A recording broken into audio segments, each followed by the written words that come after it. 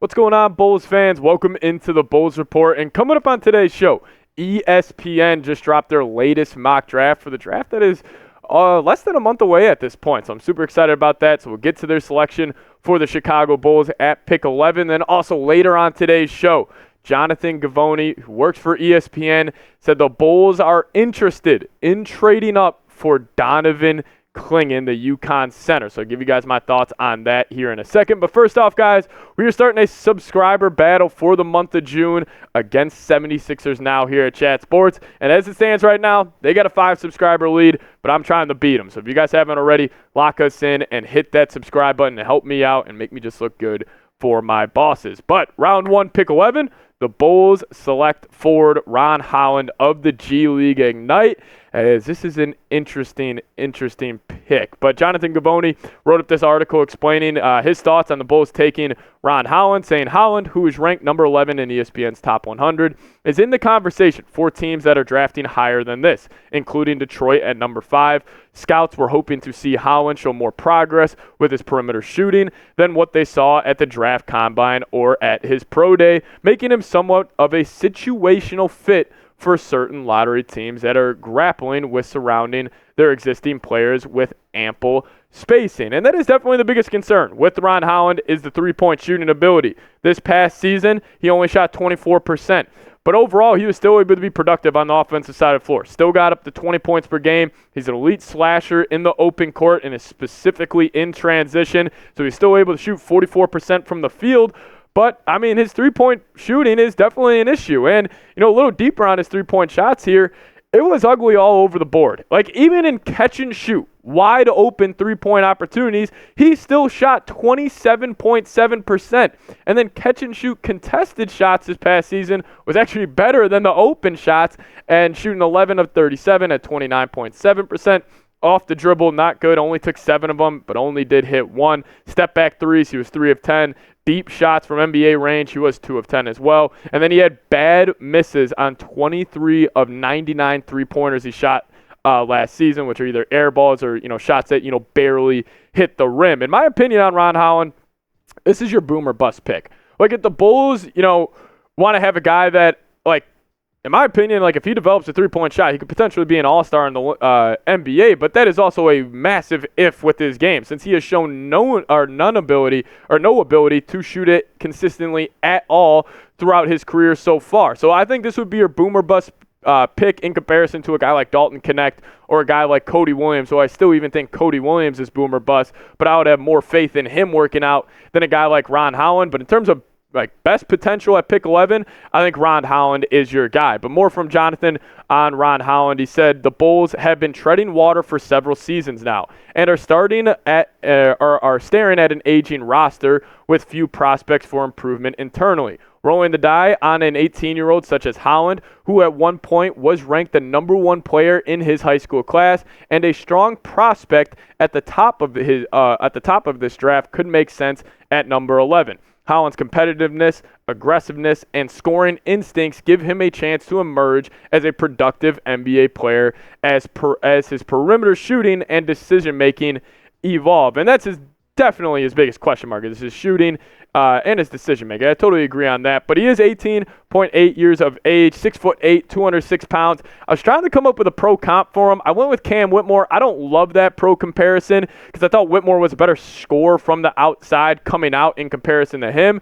But I think his role in the NBA would just be a slashing wing. He would be able to put pressure on the rim pretty consistently just due to his athletic ability, but I just don't think his offensive ceiling is that high unless he does develop that outside shot. But, just with his form and just how it looks, and obviously the numbers we just showed you, I think that is, not just a concern for him, but it is, a massive, massive red flag. And even dating back to I would consider Patrick Williams. He was a boom or bust pick for the Bulls.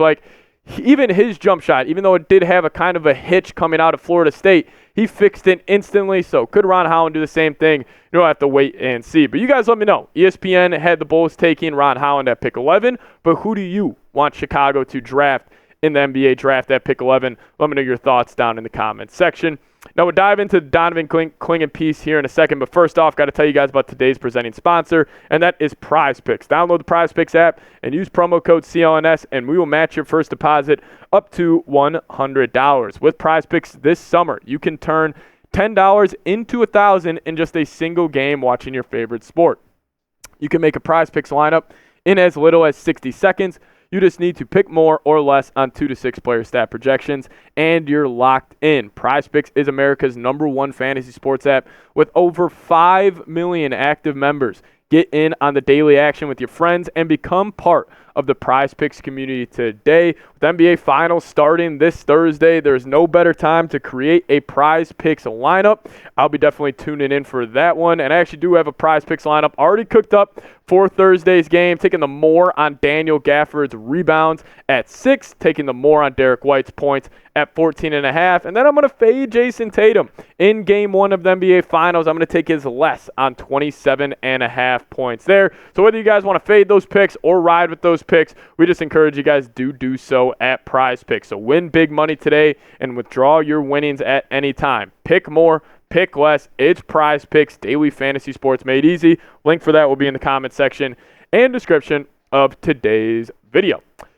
So we did get a new report here that is suggesting that the Bulls have shown interest in potentially trading up for Donovan Clingan. And I think Clingan is no doubt going to go, I think, in the top 7 of this NBA draft. I don't know if he'll ever fall, past the Portland Trailblazers pick, but I think the Bulls are going to need to trade up, definitely into the top 7, if not the top 5. So this is how the draft order shakes out right now. I don't necessarily see the Hawks trading out of that pick at number 1, but then the Wizards at 2, Rockets could be an option at 3, Spurs potentially could be an option at 4. We'll talk about the Pistons here in a second, as I think they are a prime trade down candidate for the Bulls. But then you got the Hornets, Trailblazers, Spurs again, Grizzlies, and Utah Jazz. And then the latest ESPN mock, they had Donovan Clingan falling to pick 7, but if there's another mock draft put out there by the Ringer who had Donovan Clingan going number 2 overall. So I think he's going to fall in from that 2 to 7 range, which is why I think the Bulls would need to get to at least pick 5 if they want to ensure themselves of landing the UConn center. And who has pick 5? The Detroit Pistons, and who have shown somewhat interest into a potential Bulls trade target like Zach LaVine. Also the Detroit Pistons. So this is a trade I cooked up, and I know people are freaking out right now. Why would we trade Zach LaVine for Evan Fournier and Isaiah Stewart just to move up 6 spots? One of the top priorities for the Bulls this summer is moving off Zach LaVine, getting that toxicity out of the locker room, because he clearly does not want to be here. And also, just personally, I think it would be pretty funny to send Zach LaVine to the Detroit Pistons. So this is a trade idea I cooked up to land the UConn center, who is just, in my opinion, he's one of my favorite draft prospects in this draft. And if I had to, hand pick one guy, it would probably be Alex Sarr. But, next on my list would probably be Donovan Clingan for the Bulls. But he had a great year for the Huskies after winning back-to-back national championship, 13 points per game, 7.5 boards. Very efficient from the field. Doesn't need to work on his touch around the rim.